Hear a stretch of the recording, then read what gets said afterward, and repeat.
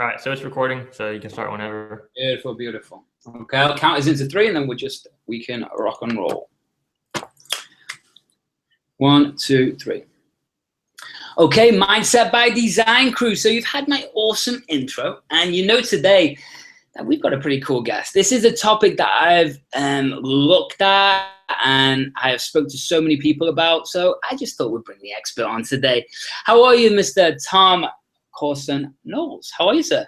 I'm doing great. How about you? I'm doing really good, mate. But to be honest, you every day must be having a nice time right now. You're living in Hawaii, right? Yeah. Yeah. Well, talk to you there, man. Where are you from originally? Yeah, so I grew up in Indiana, and as a kid growing up, I was just absolutely hated the winters. I mean, I liked to ski. That was my only thing I enjoyed about the winter. Other than that, I couldn't stand the cold. So as soon as I graduated from college, pretty much, I was looking to move somewhere warm. Basically met a girl, fell in love, and decided to move to Hawaii. That's what tends to happen, right? These ladies make us travel, man. That's beautiful. So which island do you live on? Do you live on the Big Island or where? I live on Kauai. It's a small island, the Garden Island.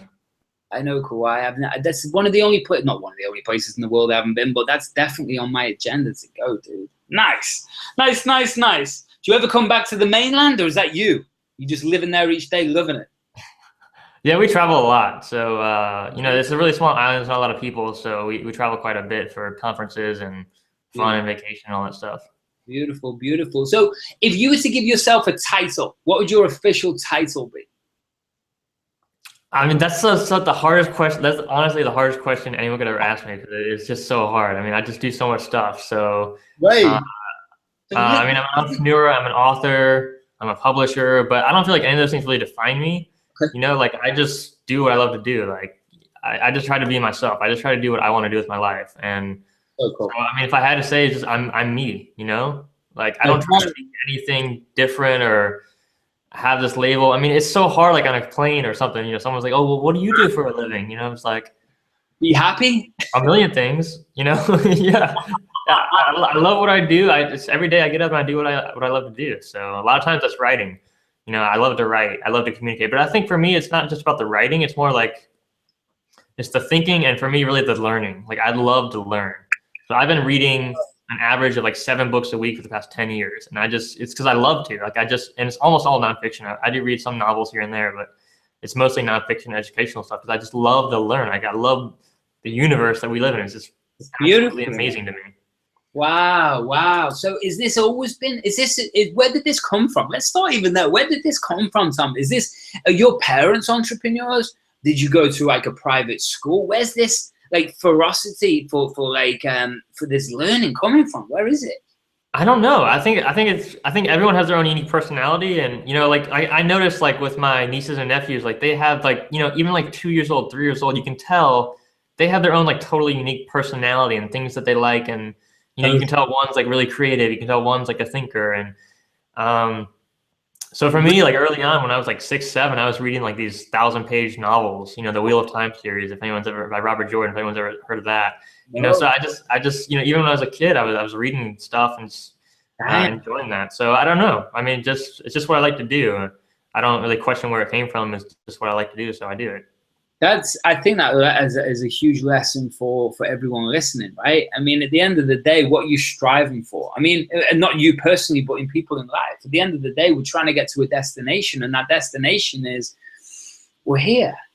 So, I mean, it just goes, I know, I'm sure you know the same, because we know a lot of the same people. I've had so many clients over the years that are worth so much money, but still not happy. They're not complete. So you've totally reversed the process, and you start with the happiness and then work out life from there. Yeah, kind of. I mean, I try to fit in like the business too, because for me, like if I was broke, that would not be living the life I want to live. You know what I mean? So, so for me, like one of the things in business that's really important to me is like residual income. Like I want income coming in month after month after month, whether I'm continuing to work or not. And I mean, books are a great way to do that. Video courses, there's all kinds of awesome ways to do that. Right.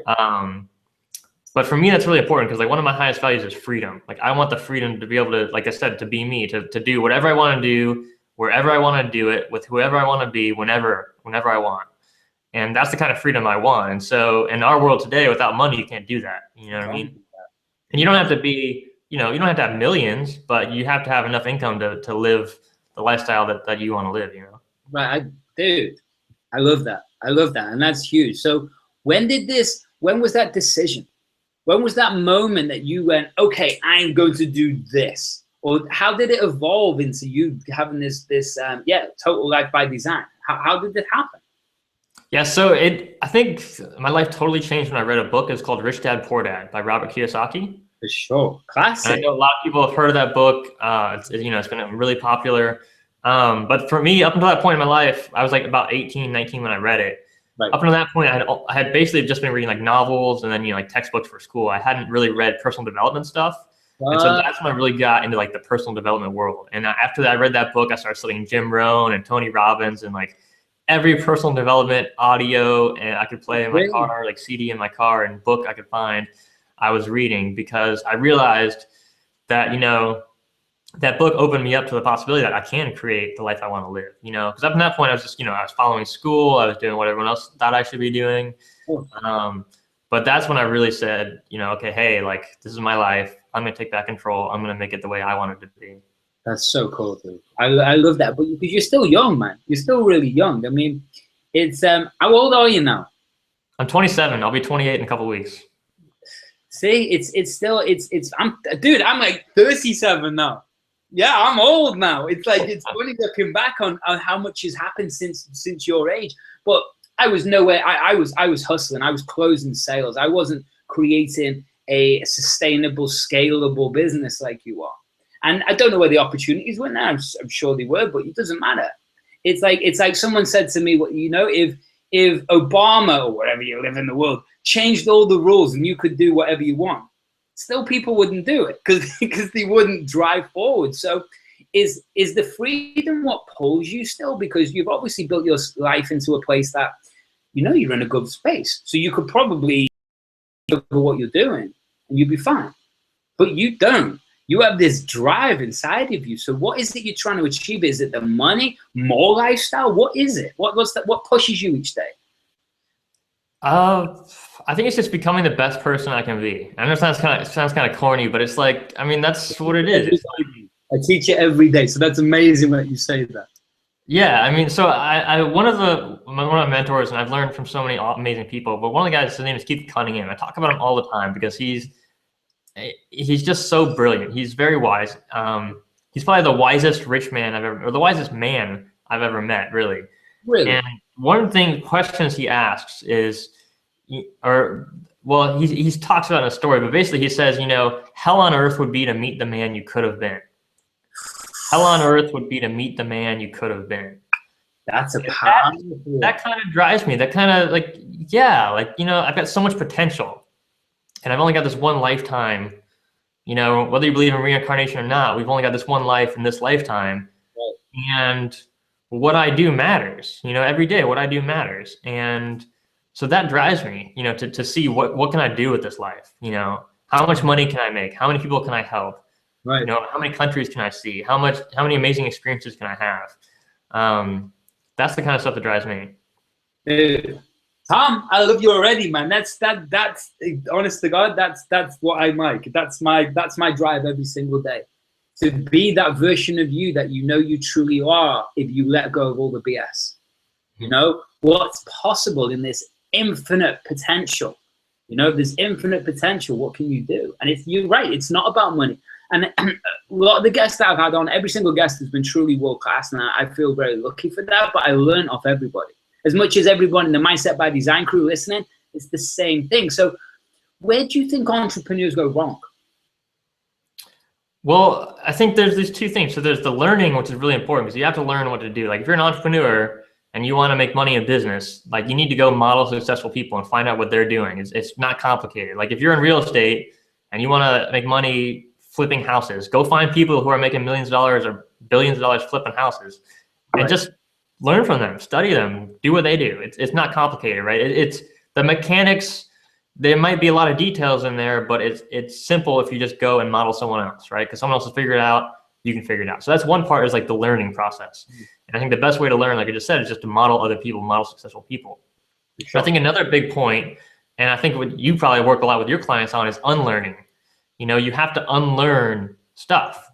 Like if you have to unlearn all the negative beliefs and the garbage and the BS and what your parents thought you should do with your life, and all this stuff you have to like unlearn so that you can learn the right things to do to be successful. So I think that's probably where and that's where I went wrong for many years. Is I had to unlearn all these beliefs of it. Like that's why Rich Dad Poor Dad was such a big deal for me, because I had to, it was the beginning for me to unlearn a lot of negative beliefs about money. Because when I was growing up, I thought money is bad. Subconsciously, I thought that it wasn't a conscious belief, and the reason I thought that was because I looked at the world, and one of my passions is the environment, and I want to create an earth that future generations, my children, grandchildren, etc., can enjoy and love and have an amazing earth.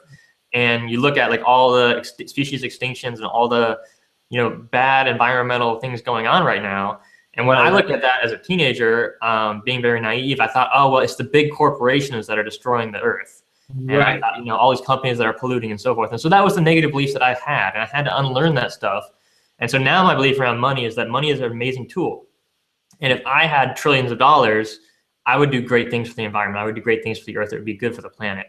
And so I think you have to kind of, and it's different for everyone. I mean, obviously not everyone has those kind of beliefs, but we all have some kind of belief that we learned growing up that if you don't learn something different, it's just going to drive the rest of your life. I love it, dude. I love it. It's about reconditioning. And that's the point. It's about reconditioning, and just like a muscle, like you said, neurology is a muscle. And the more we pump it in what we want it to do, the more that pattern grows and becomes on autopilot. And it's beautiful, dude. Let's talk about we spoke about how you got into this and your drive and all the rest of it. But what is it exactly you do, man? What is it you do? You said you're an author, you wrote these cool things, but what does that mean? What do you help people do? If somebody wanted to go and find out what you do and you can guide them right now, listening to this, what the hell, where would they go? What can they do, man? Because you seem like you've got life on point. Well, I'm definitely not perfect, so I don't want it to come off that way at all. It's not like that. No ego with you, dude. I can tell there's no ego there. Yeah, it's just I just try to get better and better every day. So, but what I do and what I teach people to do is basically my passion is creating a life that you love, and for me that involves creating a great business. And so a lot of the stuff I teach revolves around how do you create your own business that's sustainable and scalable and gives you freedom. So like a lifestyle business. So, for me, it's not can I make $1 billion? And actually, that's one of my goals, to be a billionaire, and there's nothing wrong with that. But I think for a lot of the people that I teach, their goals aren't necessarily to become a billionaire, but they just want, an extra $5,000 or $10,000 a month income coming in month after month after month, residual income, so that they're cover all their expenses and they have some left over for savings, and they don't have to be stuck in a job that they hate. And so that's the goal of a lot of the people that I teach, is they just want to get out of their job and have that kind of basic financial cushion that they can just do whatever they want to do with their life. So that's what I do. So I've got, I've written over 25 books now, and a lot of them are on business and marketing and personal development. And then I also, one of the big things I do also is teach other authors actually how to write books, publish books, and market books, with now basically the ebook revolution, the self-publishing revolution. Right. Do you see this? Do you see that? I mean, that's been a huge shift in the market, right? Is that happened in the last 5 years? Or what is it that shifted? Because I suppose it's the corporation again, and we talk about corporations, the good, bad thing, whatever. I mean, the old solid system of you have to take a book to this publishing house to get it on the bookshelves, right? I mean, how long's that taken? Like, how much is that shifted? Is that still an industry, or is everyone just self-publishing now through Amazon and Kindle and all the rest of it? Yeah, so it changed very, very fast. So basically, Kindle came out in 2007. Wow. And there were ebooks before Kindle, but no one ever read them, right? It wasn't a real market. It was, you know what I mean? It was like tech guys who were super, like knew way more about tech than I do. Like those were only people that could download an ebook before 2007. So, so basically Kindle made it mainstream. They made ebooks mainstream. And then, around the same time, digital audiobooks started to become more and more mainstream. So now, when people talk about publishing audiobooks, like, almost no one does CD audiobooks anymore. It's like CDs are gone. I mean, they still exist, but, that's not the way things are done anymore. But even with a print book, like even take any book that came out recently, any print book you see anywhere, it's not actually a physical book anymore, it's digital. So all those files were sent from the author's computer to the editor, to the publisher, to the printer, and then the printer printed it, right? So it's all digital now. So even if you're reading a physical book, the whole industry is digital. But in terms of like the actual money, just giving you an understanding of how that works. So in 2013, there was about $4 billion in ebook sales and $10 billion in physical book sales in the US, in the trade market. So that's like nonfiction books and novels, not textbooks, but just 2013. Yeah, in 2013. So $4 billion in ebook sales, $10 billion in physical book sales. And PricewaterhouseCoopers, a major accounting firm, did a study, and they predicted that by 2018, ebook sales are going to surpass 10 billion. And physical book sales are going to be the same, 10 billion, no growth. And actually, after inflation, they're going to decrease. So all the growth in the industry right now is in ebooks, digital ebooks, and as well as digital audiobooks, which is a much smaller market. So all the growth in the industry is in ebooks or digital books, right?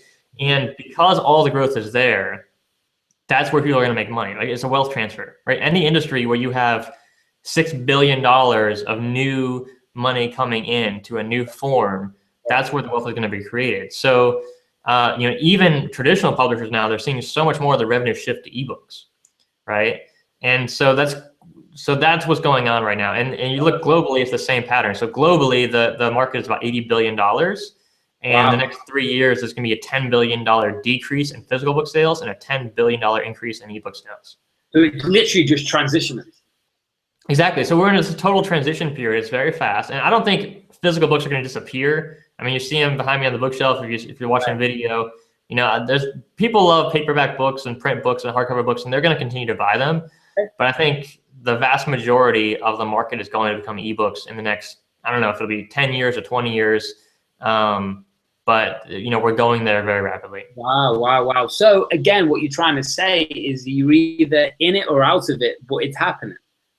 Exactly, it's happening, right? And I think a lot of what's happened with a lot of authors is that they've fallen behind the curve because a lot of them are like my parents' generation, baby boomers in their 50s, 60s.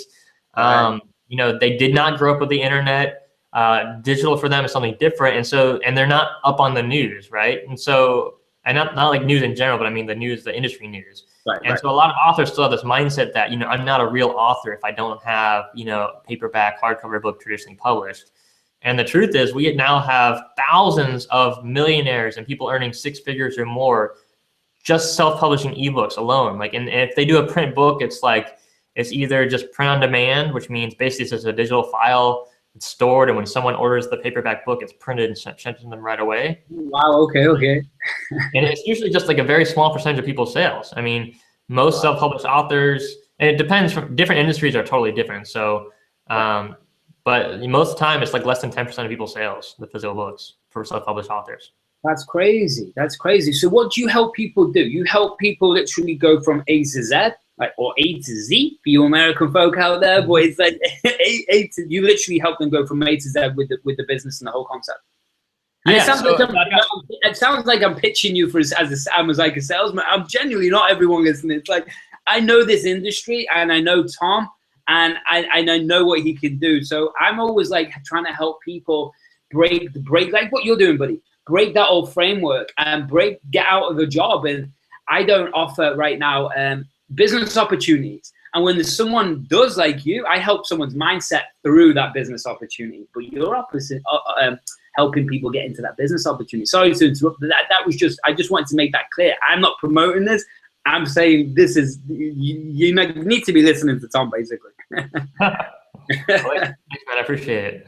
Yeah. So basically, I teach people everything from, coming up with the ideas to, doing your market research, making sure your ideas are valid and you can actually, you're in a market you can actually make money with, then to writing the book, to publishing it, marketing it, all that stuff. So I'm most well known for my video course. So I created this video course for authors, and we've had over 14,000 people go through the course. And it's basically the complete Kindle publishing course. It's everything from, like I just said, coming up with the ideas to writing the book, to publishing it, to marketing it.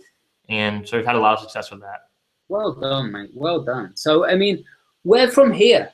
I mean, what's the vision? You said you want to become a billionaire. So is that all going to be in publishing? Is the stages in your life that you see, like you'll become an investor at some point? I mean, 5 years out, where are you?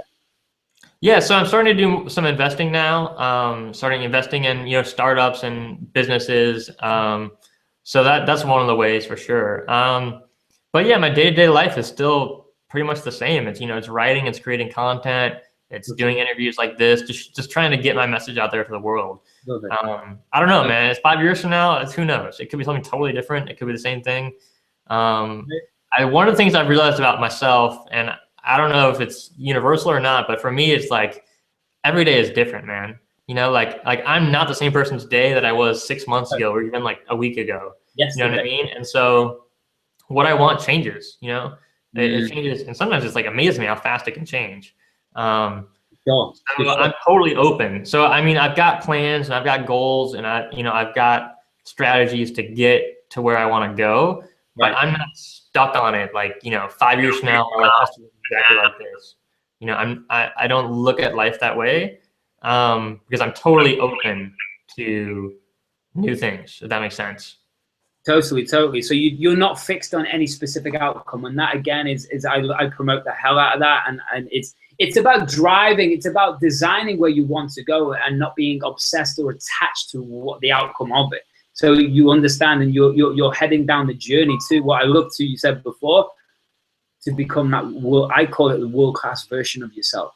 You know, just to become that rock star version of yourself, and then each day you're just having fun and playing, right? So if you could rewind the clock, let's go that way. If we could rewind the clock, like, I don't know, even like 2 years, what would you do different if you could? I'm not saying you would, but if you could. Man, that's a good question. I don't know. Would you move to Hawaii earlier? Well, that's 3 years you've been there, right? So I don't know. It's so hard to say that. You know, I wouldn't be the same person I am today if I had made different decisions. You know, like who you are today is based on decisions you made in the past. So I think when you go down that path, first of all, you can't. I mean, you can't go back in time, right? Like, you know, and that's one of the amazing things about life that I think a lot of people don't get, and it took me a long time to get, is that like this is your life. Like right now is your life. Like as you're listening right here, you're sitting with me. This is your life, and these moments are gone. As soon as they're gone, they're gone. You know what I mean? And like we only get one shot at life. You can't redo stuff. So make every day count. Like make every moment count. Like you know what I mean? Yeah, totally. What? Yeah, exactly. Totally. So you say where you grew up, because I grew up in a very working class background, and it took me most of my life to get over the BS and all the pain of what happened when you were growing up. And it's not bad. It's like, so it's not that it's a bad life, but do you use that as a driver to show yourself like where you've come from and to help like people around where you used to be? I mean, how do you use that old version of you, or like when you go home to visit, for example? I know when I always go home to visit like family, nothing's changed. It's like in a time warp, right? Nothing's changed. Maybe someone's popped out a kid or someone's got a new house, but you know, it's the same shit every day people are doing. So it took me a long time to actually go back and see that in a different light. Now I like going back and everything's the same because I know what to expect, and it's like it's no one's running as fast as me, so you can calm down, right? So for you, I mean, does it affect you going back home? Do you use it as a driver? I mean, where did you come from like that? Yeah, so a little background. I mean, my parents were both medical doctors. You know, they both went to Yale. They met at Yale. So, but they both came from like immigrant families and grew up poor. Gotcha. So they came from, you know, these immigrant families that were poor, and they both got grants from the government to go to medical school. So, you know, without that government aid program to go to medical school, I don't think they could have gone. You know what I mean? Like, so like we owe so much to America, to the government, and it's a cool, like, you know, and it's totally different because when I was growing up, I didn't realize this, right? I mean, when I was like a teenager, I didn't realize this at all, and so I was very like anti-government. Like the government's like, look at all the money the government's wasting. But like when you really study economics and you study how money works and how economies work, you realize that there are things that the government can do, and even if they do them awfully, like god awfully, even if they make so many mistakes, there's no other way in the world that those things could be done. Like roads and military and whether you believe in war or not, like we need to be protected. You know what I mean? And we need roads. And we need we need these things that the government can do that private companies can't do because of the way that economics work, incentives work. And so like I owe where I am today to our government. And I really appreciate that. And I think, I mean, for me, that just gives me a totally new, it's a kind of a new for me perspective, but it's total gratitude and humbleness for the opportunities today to be blessed with where I am today. Because I mean, look back 100 years, man. 100 years ago, life sucked for people. And you look at how wealthy we are today. Like if you're in poverty in America with earning $20,000 a year, you're in poverty. You're richer than kings 500 years ago. Like there's no one in America who's really, really, really poor. You can be homeless and you still are if you're in a city, you're in this community of wealth everywhere around you. So it's not that there aren't opportunities or that the life you have sucks if you're living in a great country like we are. And I know there's probably people listening from other countries and there's different places and there's all different kinds of environments, but I'm just saying, like, we're blessed to be in the world that we are with the internet. If you're listening to this right now, you have access to the internet. I mean, we're living in an amazing time. There's opportunities everywhere. For sure. I love it, man. So, I mean, you've traveled a lot too, you said before. So, I mean, where are some of those countries because I love to travel because it gives me that perspective shift. And I'm sure that's the same with you, man. It just humbles me. It brings me down to earth. It gets me over myself. It connects to myself. I mean, that's why I lived in Bali for 6 months. It's just, I mean, what's it done? Where are some of the countries that have touched you? Where are some of the countries that you've been in? And where would you want to go back to and why, Well, one of the things that definitely touched me was India. So it was kind of like the first third world country I've been to. I mean, I've been to Mexico and I saw poverty there, but when I went to India, I mean, I just saw so much like real poverty, and it just totally woke me up to like how lucky I am. Like I just said, like how blessed and fortunate we are to live in America. But I was there. I went there I was in a business school at Indiana University, and we were in a special program where we got to study Indian business, and then we went there for like 14 days and started like study with Indian business leaders and stuff like that. So we were at this meeting with Tata Consulting, this gigantic, huge conglomerate in India. Like there's like 3% of the Indian economy is Tata. It's an amazing company. And so we're in this new building. I think it was like $500 million building. It was brand new. And we're up like on the top floor. This executive offices. We've got staff. Everywhere there's people with like whiskey and like all kinds of alcohol and liquor and food and stuff, like just serving us. And we're talking about business and we're talking about the economy. And you look out the window and right next door is a shanty town with thousands and thousands of people living in like cardboard and tarp homes. Like that's their home. Thousands of people just living in dirt. Wow. And it just totally woke me up to the way the world is right now. And how many people are in need and how much opportunity there is to help people, to give back, to make the world a better place. And that's your motivation. And it leads back to your highest value, right? It's that freedom, but helping other people get that freedom too, right? Exactly. Yeah, totally, man. That's beautiful. I know we're going to wrap it up soon because I know you got to go, but we need you on again, Tom, dude. We can have I know we could have some deep chats, and I know this is the first one. I'd love to get you on again sooner than later too, dude. But if it's okay with you, my Set by Design crew are going to be used to me doing this, but obviously what I'm going to do is actually like 4 different words, and I just want to see what's on autoplay inside your head, what thoughts and feelings. Now, obviously, if this is the first time you're listening to a podcast, you probably want to go back and listen to the others because this is number going to be, we're in the 70s right now, and I've explained this many times. But the unconscious mind is like the software that plays in the background of your mind, which does what? Well, it runs automatically, it becomes outdated. So when I ask Tom a certain word, that lights up a neural net which is connected to thoughts and feelings. Now, that's the autoplay bit. So guess what? When I ask Tom, what comes up is exactly what's programmed in his head. There's no right, there's no wrong, there's no good, there's bad, because we have different motivations and towards pain and pleasure, But if I was to say to you, Tom, and I know you love this stuff because you've done so much of it, man. So that's why I want to get you on again, dude. So if I say the future, what comes up? What comes up inside your head, thoughts, feelings? What comes up when I say the future to you? The first word is brilliant. Brilliant. It's bright. That's for sure. What's I think the the world's feeling? only getting better. Say that again. I think the world is only getting better. That's a profound thing you just said. For a belief, imagine if everybody's had that belief. Beliefs aren't real, right? Just something we hold is true with the information that we have right now. So imagine, that's a powerful thing, dude. You just tripped me out for a second. Imagine if everyone believed the world was getting better. Wow. So what's that feeling? Yeah, it's in my chest, right? Like near my heart, just feels good, man. Like Nice, warm. nice. I love it. So what do you feel? What comes up when I say the word money? The first word was good. Okay. That's cool. What's the feeling?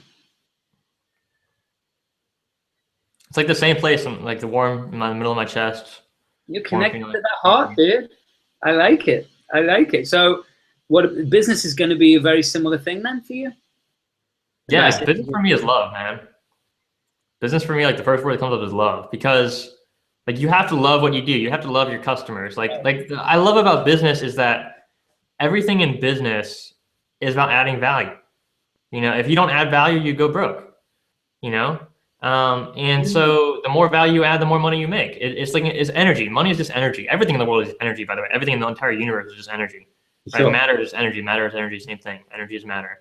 Yes. So in business, the more value you add, the more energy you give out, the more you get back. That's just how it works. So you want to make more money, go help more people, right? Zig Ziglar said, if you help enough people get what they want in life, you can have everything you want in life. And that's exactly. To me, that's what business is. It's not about corporations or the structures that we have that are artificial. It's just about adding value. The more value you add to people's lives, the more money you get back. That's how it works. That's one again. You've said a couple of really profound things, and that's seriously, dude. And that's just how it is. And you can explain it in a million different ways, but that's really all it is.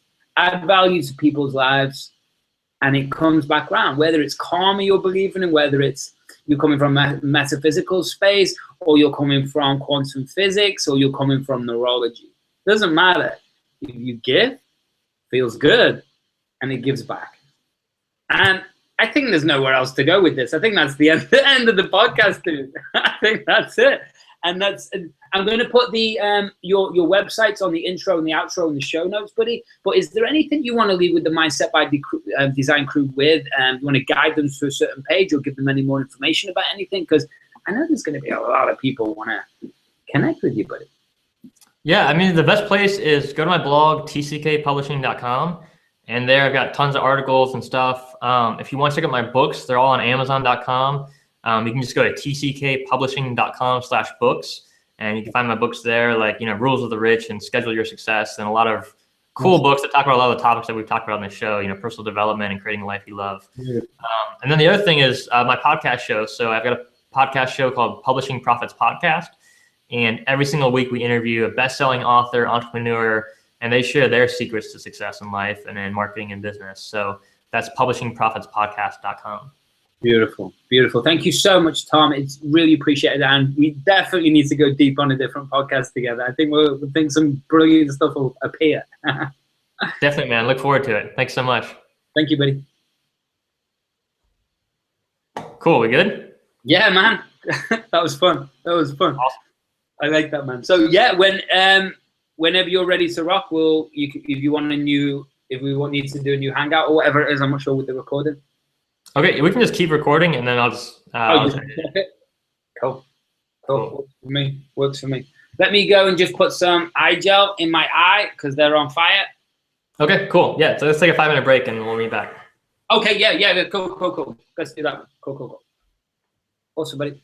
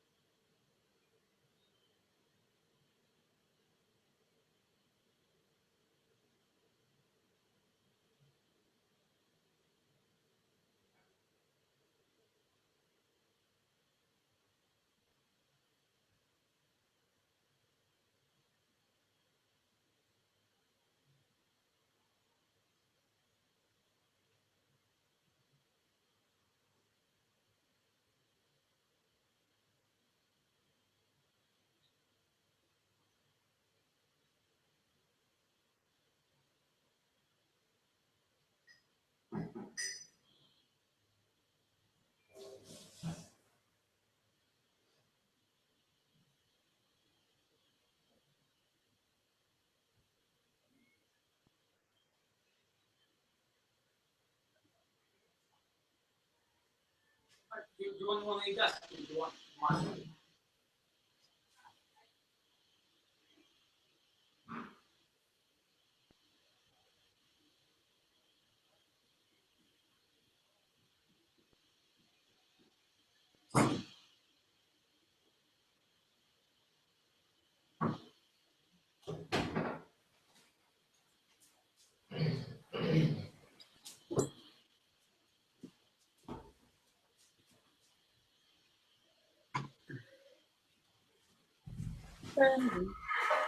Hey, buddy. All right, good timing. Life is about timing. Yeah. Well, yeah, man, it's actually, yeah, it's really cool. See, I didn't know you were heavily into personal development, nothing like that, man.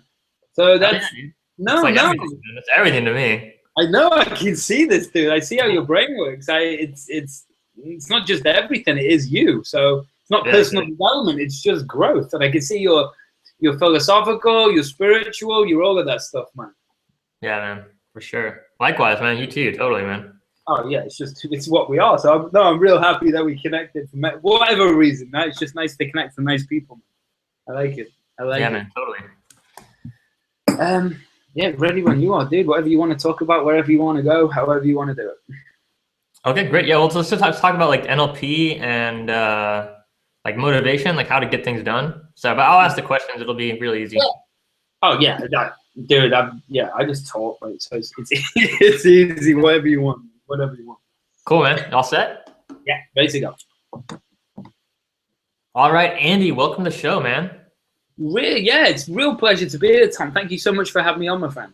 Absolutely, absolutely, man. So for those of you listening right now, Andy Murphy is an absolutely incredible gem of a human being.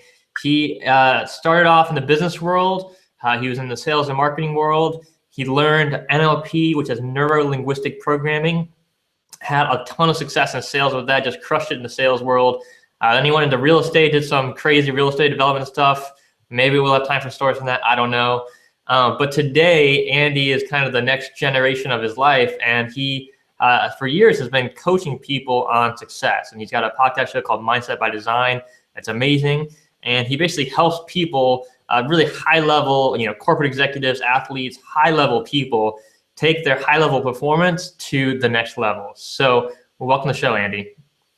Yeah, real pleasure. As I said, Tom, real pleasure to be here, buddy. I'm actually excited, mate, to have a little chat with you and see where we go down the rabbit hole together, because who knows, right? Who knows? Absolutely, man. Likewise.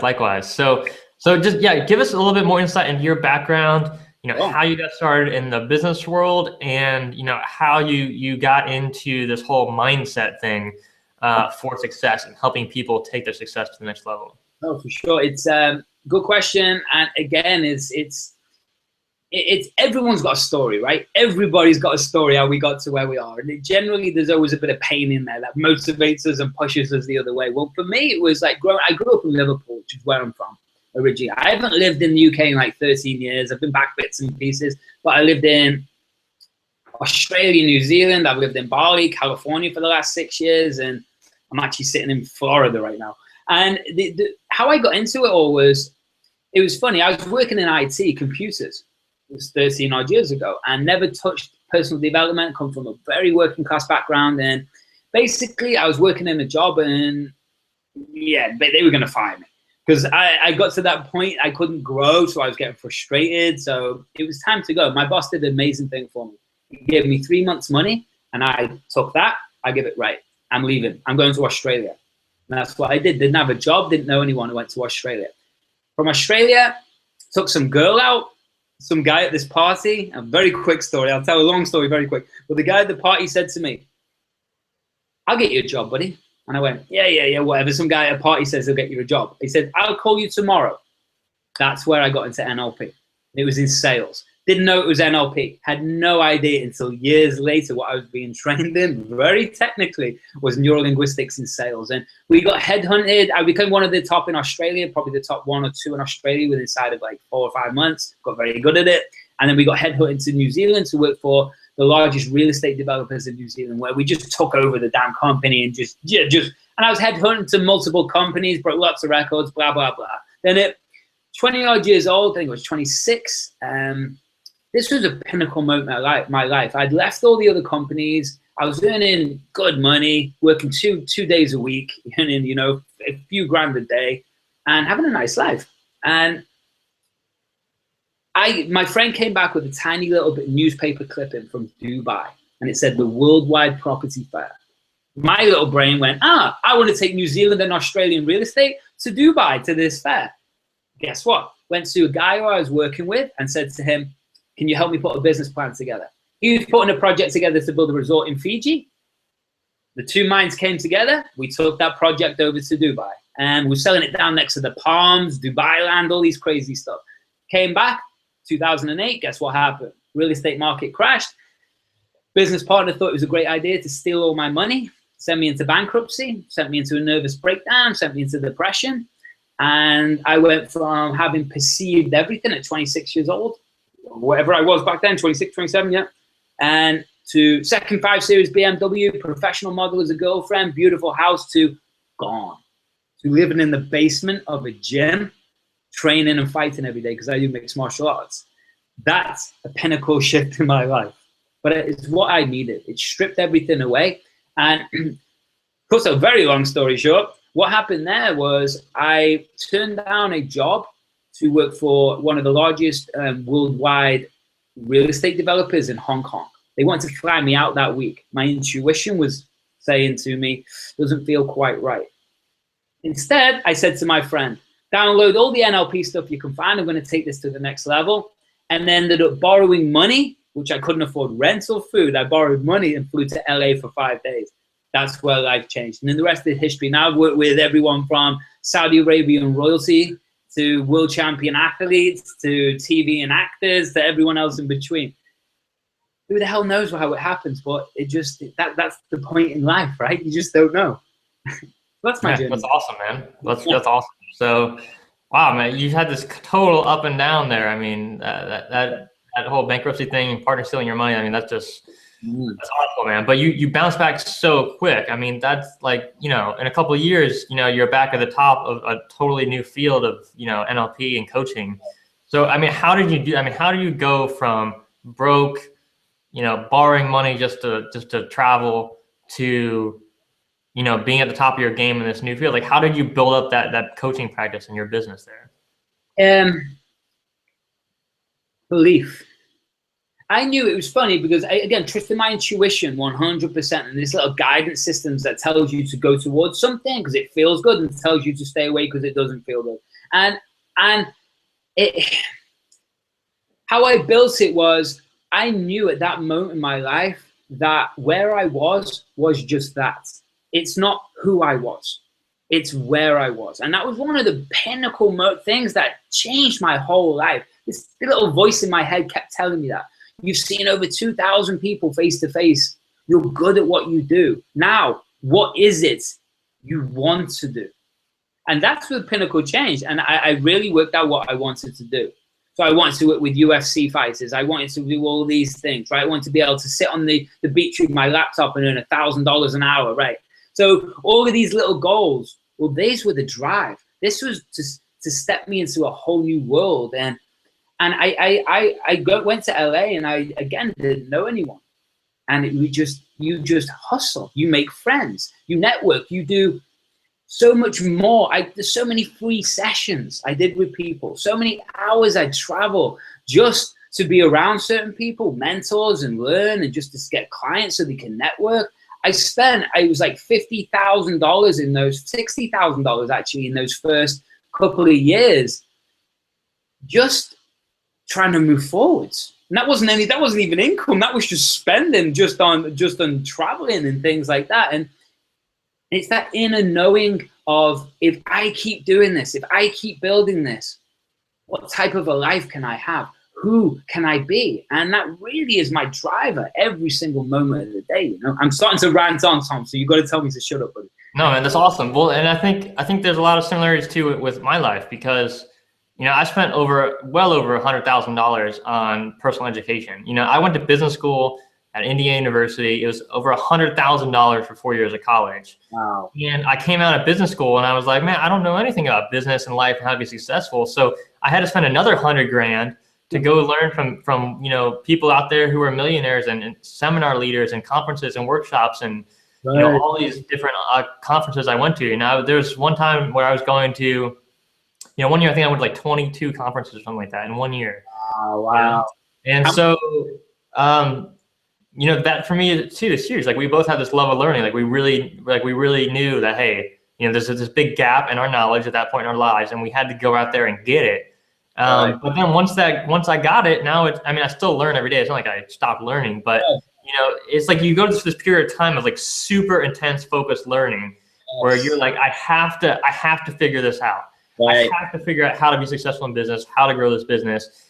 And then you learn it. And then as soon as you're done learning it, you apply it and you build it and you grow it. And then you're at this whole new level. And it really is. And again, I always say this, I think we come from such similar places, but such different places. To me, honestly, school didn't teach me one thing. It taught me to write.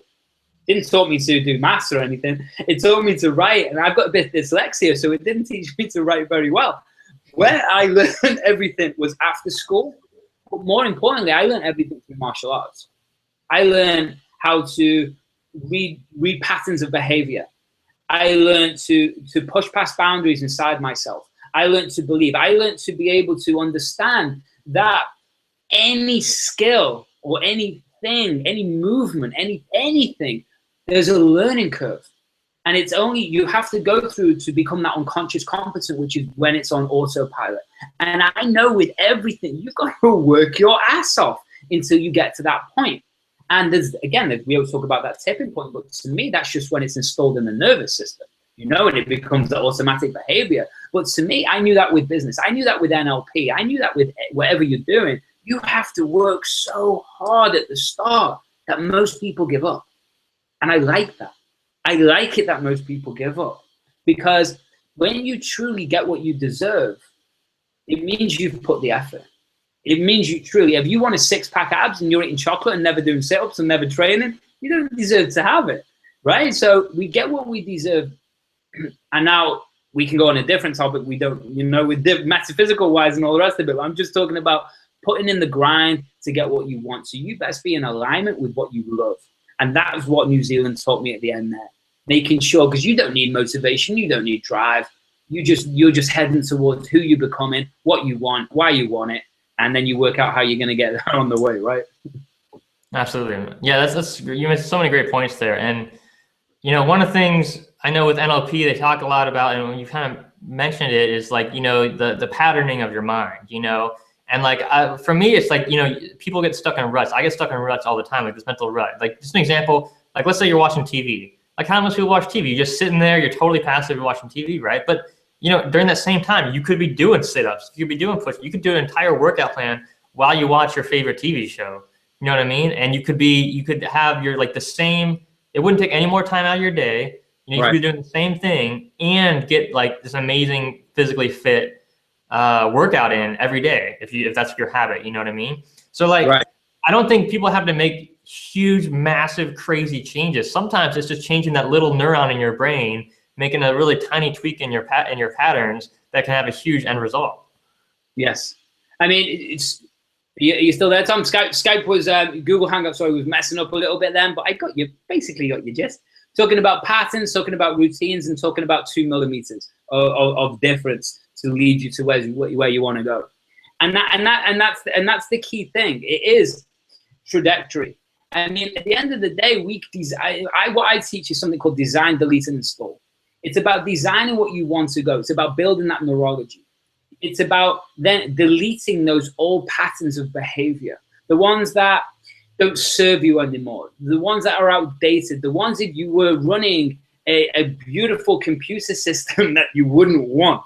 So we delete those, and then we've got to install, and that install the fresh new ways of thinking, feeling, and acting. And when we can do that, then we understand that neurology is simply a muscle, and that muscle needs to be lifted and pumped and growing. And another way I explain it is, you know, and I'm talking about different patterns of behavior. If I was a physical coach working with a sprinter, I would making that sprinter have explosive, fast twitch muscles. But if I was working with a power lifter, guess what? That power lifter has the same type of muscles, but they trained to perform in a very different way. Well, that's the same with our brains. So when we focus on what we want, and whether that's the next 2-hour goal, whether that's the day goal, the week goal, the year goal, or whatever goal, when we can focus on that, we're building patterns towards it. When we start visualizing and creating the image of who we truly are, and then we start being that version, guess what? The neurology starts building towards it.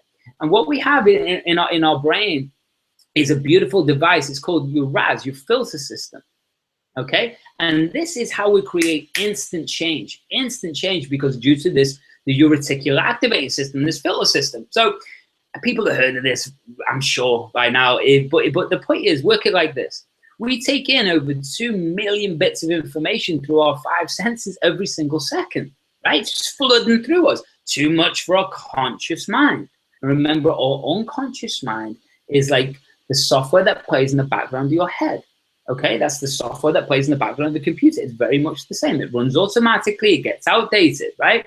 So when we're taking all this information, it's too much for our conscious mind, what we can focus on. So it goes through our filter. And what we're experiencing in the outside world is literally what our filter system is set to. Now, people out there listening might be going, what are you talking about? What, that doesn't even, I'm trying to earn money here. What's that got to do with anything, right? But this is how we create change when you start to realize this. Because on the outside, what you're experiencing is just 134 bits from that 2 million that you're taking in every second. So you're like, why does that even important, Andy? Well, understand that the rest of those 2 million bits is reality. What do I mean by that? How many times have you seen, I don't know, a sports car? Might not have seen that car many times before, or maybe never. As soon as you see it, the damn car is everywhere. Does that mean the car didn't exist? No, it means your filter system wasn't set to see it. Is it the same thing with money, success, publishing your books? Everything that you teach, Tom, you know all this, you teach all this, but everything that you teach is you have a certain pattern of behavior towards it. So you're creating that same result again and again and again and again.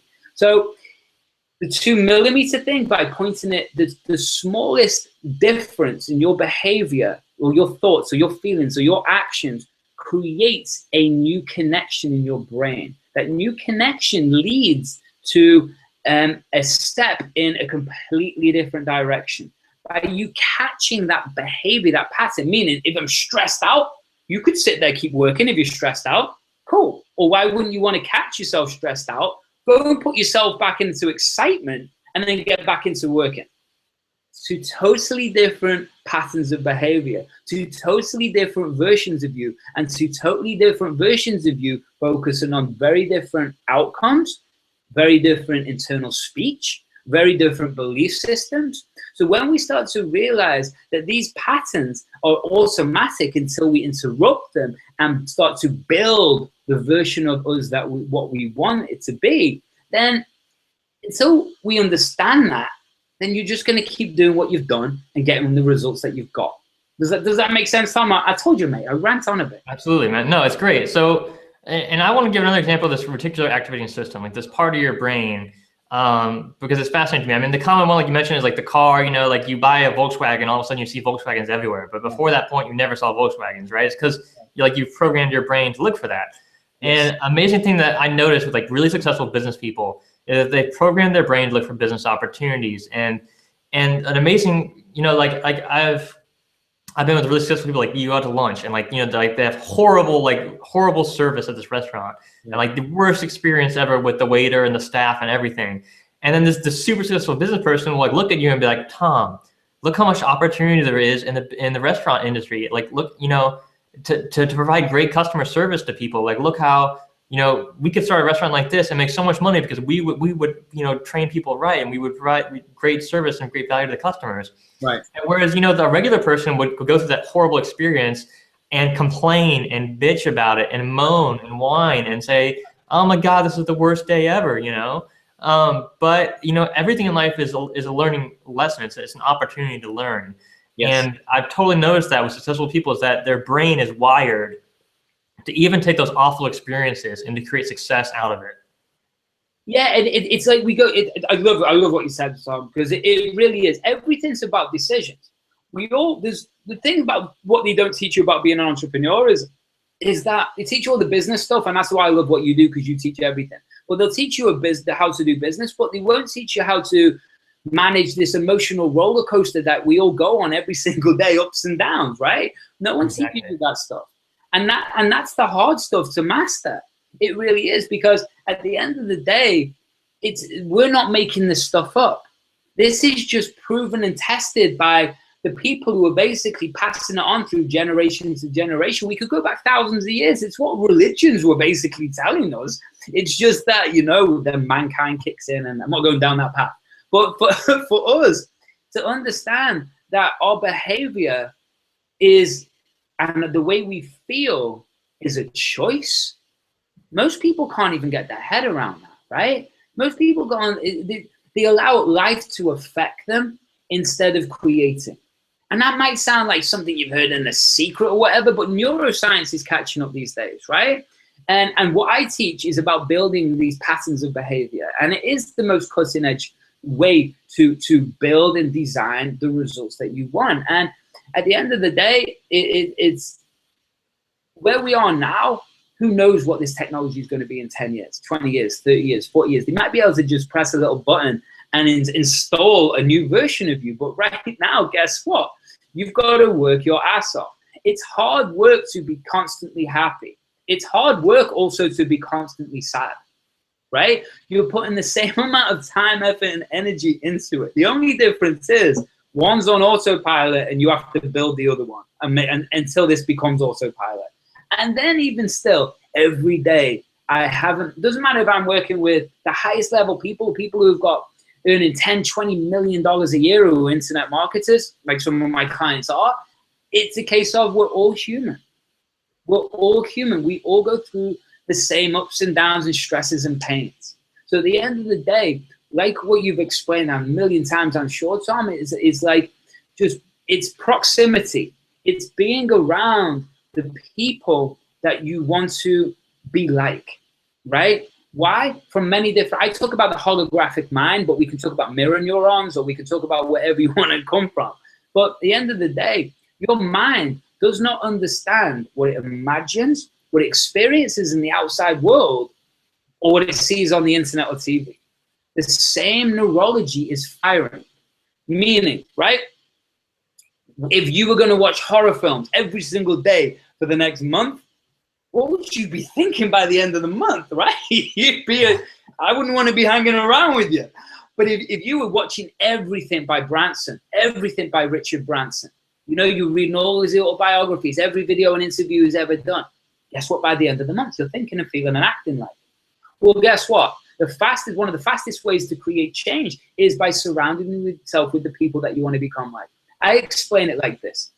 If you never drank a day in your life and you go and hang around with alcoholics, you might not become an alcoholic, but I promise you'll start drinking. If you've never trained a day in your life and you start going and hang around with athletes, I promise you'll start training. This is the same thing with billionaires, right? And I know you've taught all this before, Tom, but it's same with billionaires. Go and hang around with billionaires. Guess what? You might not become a billionaire, but you're going to be on your way. But why? Well, what they value is very, very different to everybody else, right? What the conversations are, so the opportunities completely change. The language they use inside of their head, their attitude towards success and failure and life and growth, and everything changes. And when you hang around with this level of people, what they do, I'm not saying I hang around with billionaires, but I hang around with a lot of rich, successful people in many different areas, not necessarily just monetary. But what they do is they hold you up to a level that you probably level higher than you hold yourself. That neurology, those patterns start to be installed very, very quickly. And your old version of you, the old mindset, well, it doesn't make sense anymore because you've exponentially grown this new set of thoughts and feelings and actions. And then it's being reinforced. So when you go to these old habits, everyone around you like, what? But then, like I've just come from Liverpool visiting my family. I was there 2.5 weeks. And again, my old school friends who I grew up with. I love them to bits, but can I get any nurture from them, like in conversation, like stimulation? No. So I take them who they are, and I don't try to do business with them. So, but can I be around them all the time? No, because it doesn't fulfill me. My intuition says you've got to keep moving. So that's why I'm bounced back to Florida right now. And then I'll be back over in San Diego again. And then I'll be here. And it's to change my state. It's to build neurology. It's to open up new opportunities. So I have to ask myself, what's the next stage that I'm about to step into? Who do I need to be around to evolve me through it? And again, I'm ranting. Absolutely, man. That's brilliant. So, and this goes in perfectly into a question. I've actually got, this morning I woke up, I had 3 emails, basically the same question from authors. Okay. Who I actually have a coaching program too, which is not as extensive as yours because I'm busy with a lot of other things. So it's rare that I take on many coaching clients, but I got these 3 coaching applications, and one of the, they all said the same thing basically, which was, I'm struggling with motivation to either finish my book or to start writing the book, right? Like I don't have the motivation to get started, or 2 of them were I don't have the motivation to finish the book. So how do you work on that stuff with clients? Some client comes to you and says, Andy, I started writing this book. I'm halfway through it. I just don't have the motivation to finish it. What would you say? How do you coach them through that? Yeah, well, first of all, you got to look at 2 different aspects. Good question, by the way. Two different things. First of all, I'd be asking them why. Why the hell did you start the book in the first place, right? So we've got to tap back into that emotional response, that motivation. Why are you doing it? If it was just to earn money, well, that's probably why your book sucks and you're not going to launch it. But if it was to send a message out, then we have to associate them back in to that emotion. Okay, and so once someone's reconnected with that reason again, then guess what? They're going to want to kick in. The other side you can tell them, Tom, is what does it look like when it's finished? Right? So then we've hit the why, and then we're looking at what's it look like when it's finished. So that's called future pacing. And what that means is that we're building that neurology towards the outcome. So what have we attached? We've attached the why again to that motivation. Now that's consciously, okay? So that's 2 parts of the equation, right? Consciously, we have the unconscious. Now I explained before, the unconscious mind is something you can also call the body mind. That's the bit of your mind that breathes you, it blinks you, it affects your lymph system. It's all regulated and automatic. That's your nervous system. So we have to take what we've just designed consciously, and we have to, this is what I do personally with clients. I mean, I install, this is how I can create exponential results with any person on the goddamn planet, I promise you. But the reason is, for people out there listening to it themselves who want to do this, you've got to understand how to change brainwave frequency. And that's all we're doing when we access the unconscious mind. We are changing brainwave frequency. And what is that? Well, it's a word called trance. And people go, oh, trance. Oh, what's that, Well, going back X amount of years myself, when I just did NLP for sales, I didn't know what trance was. I thought you were going to run around as a chicken on stage or something crazy, right? I didn't have a clue. But trance is something that we go in and out of constantly all day. Woke up in the morning feeling groggy, guess what? You're in trance. How many times you drove somewhere that you're familiar with and you get there and go, oh, I'm here. That's trance. How many times you caught yourself daydreaming? That's trance. So all that means is that you dropped your brainwave frequency. So how you install the visual component side, well, just simply so people can go and apply it. When people meditate, what do? Well, they drop the brainwave frequency. And that means you passed a wall which is in between your conscious and unconscious mind. If consciously you can tell yourself, come on, let's do this. Guess what? It just bounces off that wall. But when we can drop our frequency, then we can do an installation, okay? And what do I mean by that? If you can create the visual components of why, looking at this topic, why you want to do it, and then connecting that why, what it would be like to complete it, and you can sit there in that relaxed state, meaning your mind is active, but your body is still. That's when you're in alpha, okay? That's the frequency of alpha. When we're in there, it means we can install. And by connecting those visual components together, it means, well, yeah, it's going to start building the neurology the right way. You can't do this wrong, but I can make it like fast. You know, we can grow that neurology like rapidly for clients and people, and that's the difference. I try and fold time for people so people don't have to go through all the pain and stress. But guess what? It doesn't matter.